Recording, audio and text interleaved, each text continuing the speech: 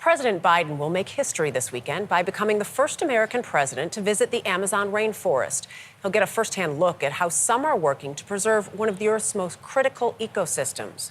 We got an up-close look at one effort being undertaken by tiny creatures renowned for their work ethic. Manuel Bojorquez has the story from Peru. The Amazonian city of Nauta, Peru is its own beehive of activity. So in order to reach the bees we came to see, we'd have to go remote.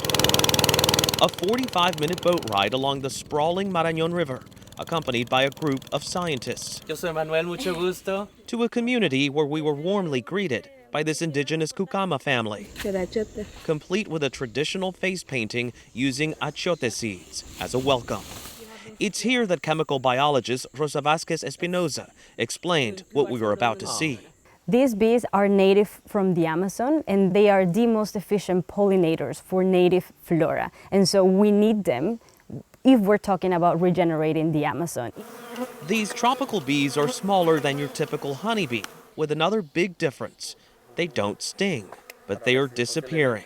Espinosa and her team had an idea: create a local economy based on the bees to incentivize protecting them. They raise the bees, can sell the honey, can do bee ecotourism, and they have to keep the bees healthy and happy to keep the business going. Do you think it's enough to have an impact, a real impact? I think it's already happening. Por acá? Sí.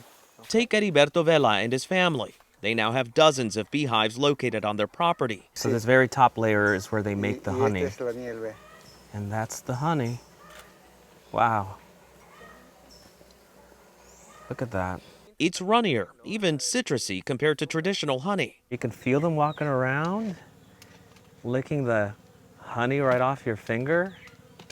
It's kind of an odd sensation to be this close to a bee and not be in fear of getting a bee sting.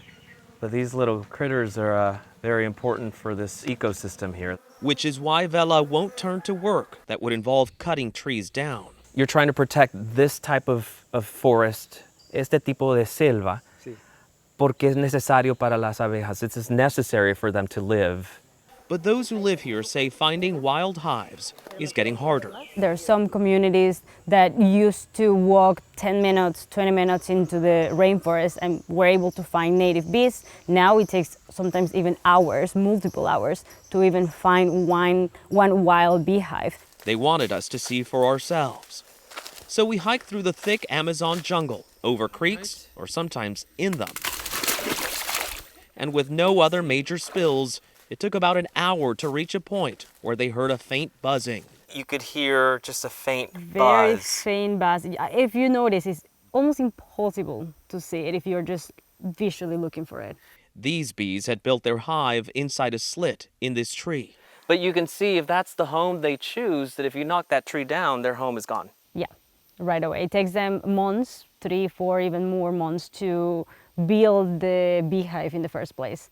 Espinosa says saving them is crucial for everyone because the Amazon rainforest is known as the lungs of the world. This isn't something that only impacts Peru, correct? Correct. Stingless bees are such a key aspect of regenerating the Amazon rainforest, which in turn helps combat climate change at a global scale. Quite a big job they need every bit of help doing. For CBS Saturday Morning, Manuel Bojorquez, Nauta, Peru.